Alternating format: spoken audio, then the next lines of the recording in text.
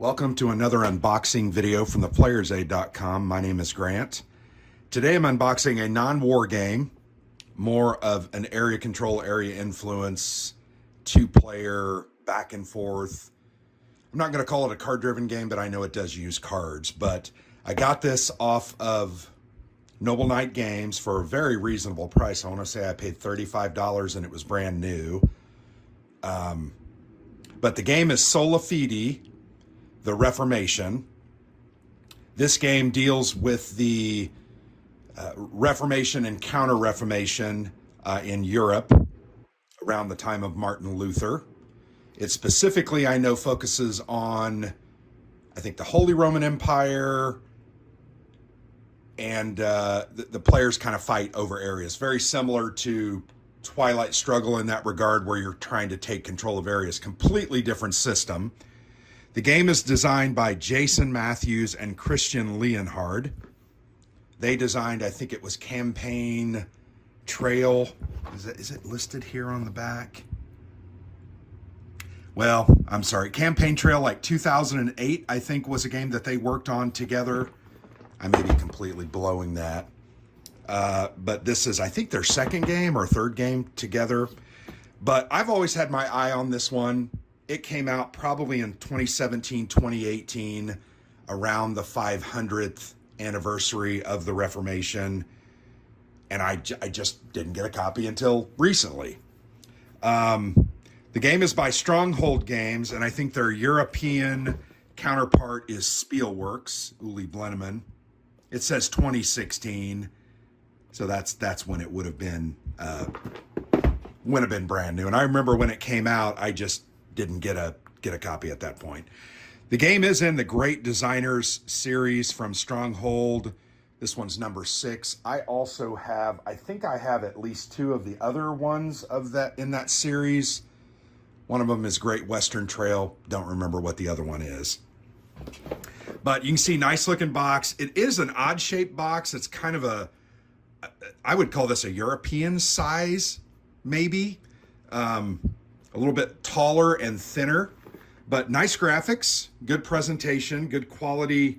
And you can see 2 players, 12 plus, and in 45 minutes. So it's a quick playing game. Here's the back of the box.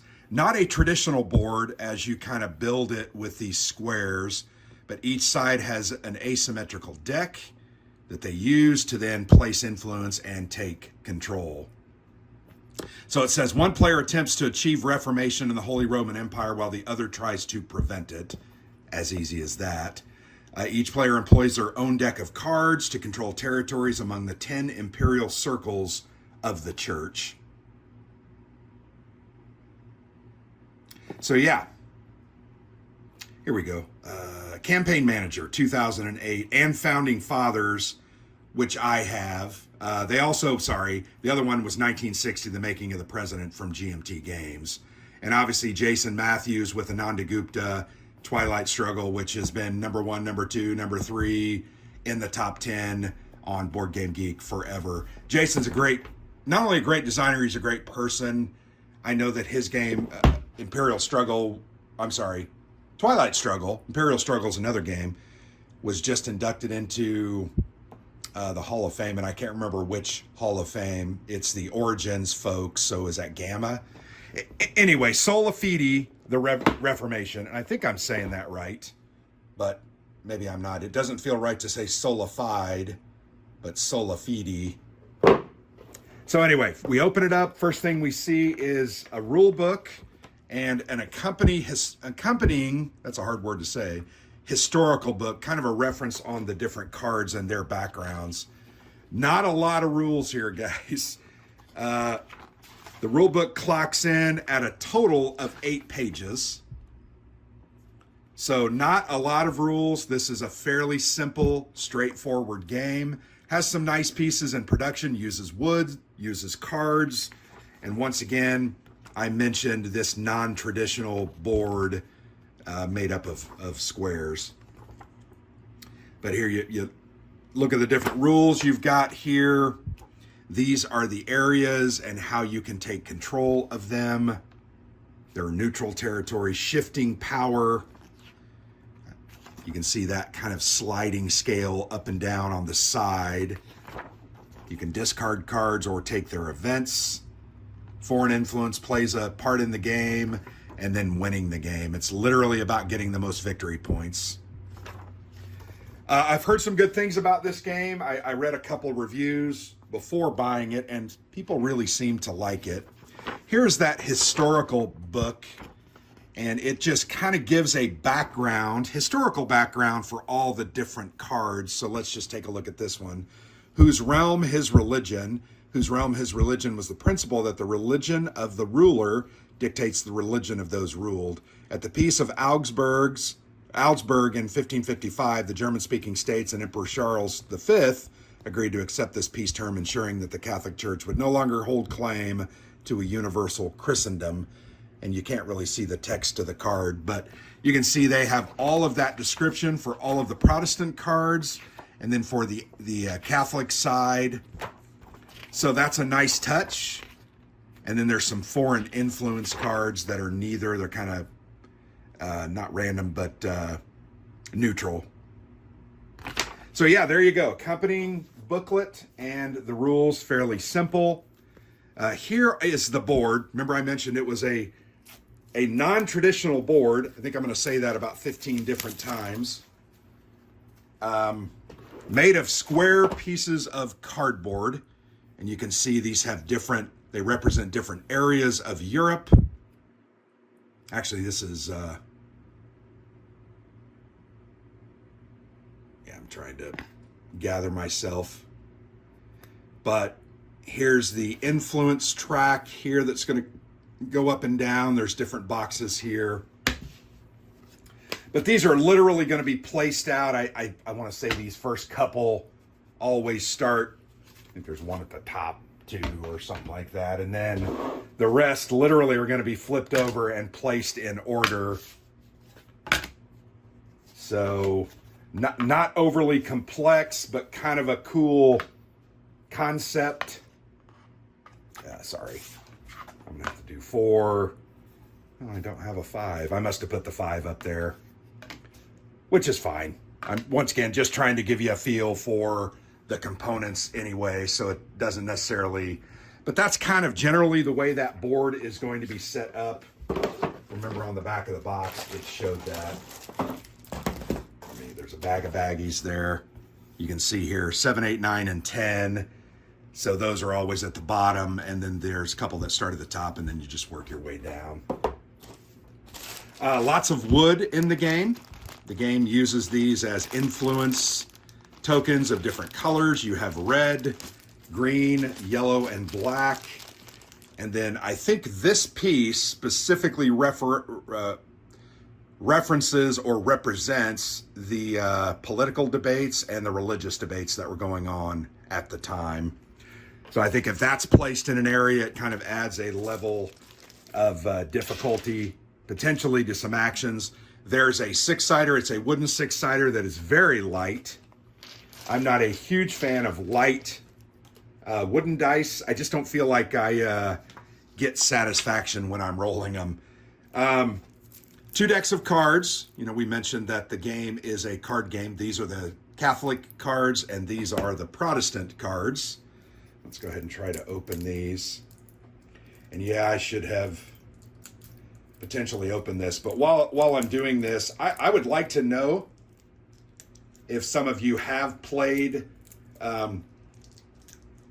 this game and what your thoughts are on it. I've not played it. I literally just got this about a week and a half ago. In fact, I was inspired to get it because I was writing a post on the blog about Jason Matthews' best 3 games as a designer. This was obviously not one that I put on the list, only because I haven't played it.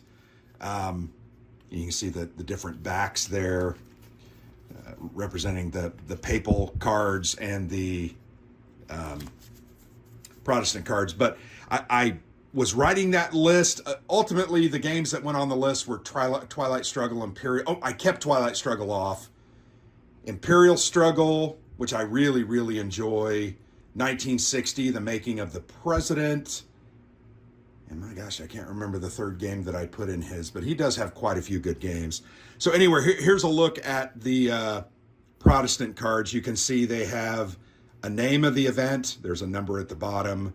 Convert one territory on the commoner's side in a single imperial circle, then draw one card.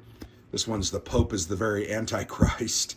Convert one territory on commoner's side in a single imperial circle, then draw a card. That seems to be a common theme, drawing cards, but no, these don't say draw cards. So yeah, there's the Protestant cards. They have a red back. There you can see, I'm going to fan those out. Nice looking cards. And then you have the papal cards. And while I'm doing this, many of you know that both Alexander and I love Here I Stand. It's one of our favorite games, period, but also is a game on the Reformation, the Wars of the Reformation specifically, and it's a very unique card-driven game that is a huge game. Takes 4 to 7 hours to play it. We played it at Buckeye Game Fest a month ago, and ended up finishing the game in about 4.5 hours in 4 turns. So here's a look at those papal cards, and they have that black back. And then here are those foreign influence cards that I had mentioned. They have, well, those are just blanks. No, those are advertisements for a couple of other games. That was one of the other great Designer Series games. And I've not played No Siesta, but I have played La Granja, which that game is based on, so I'll toss those away. But these are those, what did I call those? Political influence cards. And then these are the papal cards. And you can see they have a name, Johann Eck. He was one of their main priests at the time who would debate and try to burn at the stake the Protestant heretics. Shift a single imperial circle 1 space toward either side, then move the disputation token to that circle. Is this the disputation token? That might be. St. John of the Cross, Capuchin Friars, just a whole bunch of event cards. But remember, the rules that we looked at, it did say that you can discard cards for an effect. I'm not sure what that effect is. Didn't really dive into the rulebook all that much. But that's a look at Sola Fide, the Reformation, not the Revolution. Pretty cool looking little 2-player card-driven game. Very much excited about it.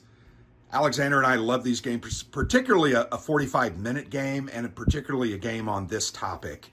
It's always been interesting to us. So there you have it, from Jason Matthews, Christian Leonhard, and Stronghold Games. So thanks for watching. I've been Grant for the Player's Aid.